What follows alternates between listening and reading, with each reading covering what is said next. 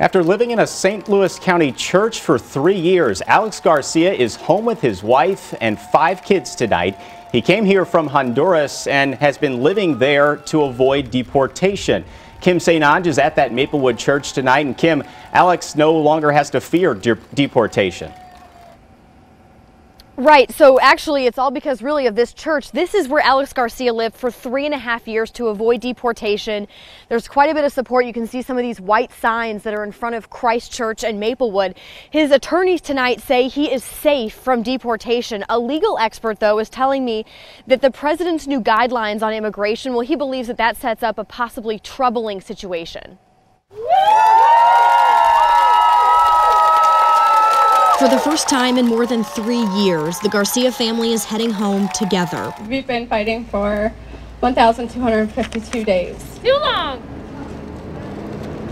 To reunite our family together. Garcia came to the United States from violence-plagued Honduras in 2004, seeking a better life. That's when he met his wife, Carly, a U.S. citizen. The two have 5 children. He'd been granted temporary stays until 2017, when the Trump administration denied his request. There is still so much work that has to be done, and I look forward to being able to join us out there with the community and continue to fight for my protection, permanent protection. He should be safe from deportation for now, following President Biden's latest memo. It says I should prioritize deportation of non-citizens who pose a national security threat, which includes being suspected of engaging in terrorism, cross the border after November 1st, or are a threat to public safety and have an aggravated felony on their record. This is good PR for Biden. It helps him change the narrative. He's not separating people at the border. He's putting families back together. SLU law professor Anders Walker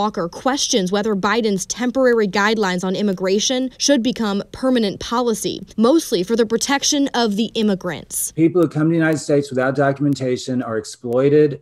They are often trafficked. They end up working for pennies on the dollar, and they're afraid that they'll be reported. Garcia and his family plan to stay in St. Louis for now and work toward permanent citizenship. I don't see how keeping a dad with his kids hurts America in any way, especially somebody who's done all of these great things that Alex has done. Congresswoman Cori Bush just filed a bill this week that would actually give Garcia full permanent citizenship here in the United States. I do want to mention, though, there was a similar bill that Congressman Clay had actually tried to introduce, and that failed.